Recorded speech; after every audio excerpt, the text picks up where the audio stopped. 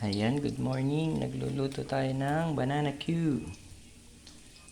Tapos na tayo magluto ng turon at lumpia. Ay, sorry, turon at maruya. Sa isang piling na saging, nakapagluto tayo ng 11 na turon, 4 na maruya. Gumamit tayo ng 6 na saging dito, tas 3 saging sa maruya. At dito ay 9 na saging.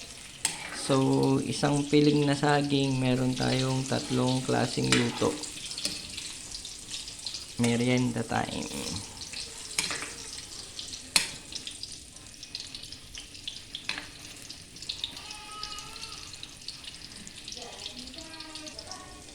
Ayan, dahil luto na yung saging natin, lalagyan na natin siya ng asukal.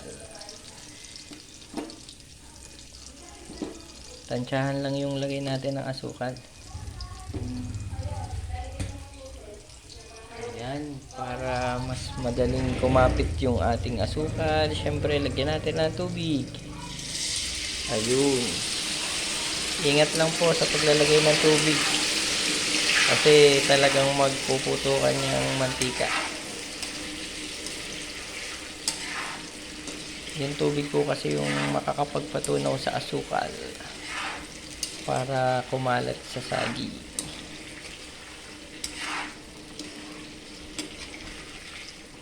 Okay. So, antay-antayin lang po natin matuyo yung tubig.